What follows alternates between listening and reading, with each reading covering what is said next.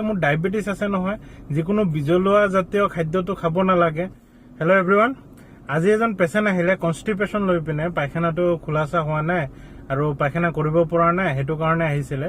তো মই তেখেতক এডভাইচ দি থাকোতে যে তাৰে মাজত ক'লো আপুনি শাক পাচলি খাব, তাৰে মাজত ঢেকীয়া শাক খাব পাৰে, তেনেকুৱা ক'লো আৰু কওঁতে মানে ক'লে যে মোৰ ডায়েবেটিস আছে নহয়, যিকোনো বিজলুৱা জাতীয় খাদ্যটো খাব নালাগে।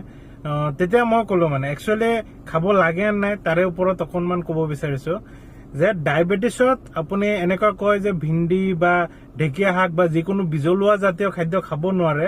একচুৱেলি তেনেকুৱা একো কথা নাই। ধৰি লওক ঢেকীয়া শাকে হওক বা লেডিজ ফিংগাৰ মানে ভিন্দিয়ে হওক, তাত বহুত গুণ থাকে।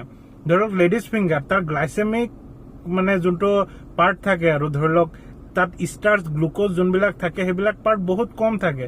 তো সেইটো কাৰণে যিমান খাব ইয়াত ভিটামিনছ আৰু নিউট্ৰিয়েন্টছ বিলাক বেছি থাকে। তো সেইটো কাৰণে ডায়েবেটিছত এনেকুৱা বস্তু খাব লাগে য'ত নেকি ষ্টাৰ্চ বা গ্লুকোজ বা এইবিলাক ফ্ৰুক্টোজ চুক্ৰজ এইবিলাক কম থাকে। তো সেইবিলাক খাদ্য খোৱাটো বেছি ভাল। তো লেডি ফিংগাৰ খাব পাৰে, মানে ভিন্দিও খাব পাৰিব আৰু ঢেকীয়া শাকতো বহুত ভাল, হাৰ্টৰ কাৰণে ভাল, ডায়েবেটিছৰ কাৰণে ভাল। তো এইবিলাক খাদ্য খালেহে আমাৰ মানে ভোকটো মৰি থাকে, আমাৰ শক্তিও পাই থাকো, কিন্তু আমাৰ শৰীৰৰ চুগাৰটো নাবাঢ়ে। তো এনেকুৱা কোনো কণ্ট্ৰা ইণ্ডিকেশ্যন নাই যে চুগাৰ হলে বিজলুৱা জাতীয় খাদ্য খাব নোৱাৰিব, তাৰে মাজত ঢেকীয়া ভিন্দি এইবিলাক খাব নোৱাৰিব, তেনেকুৱা কোনো কথা নাই।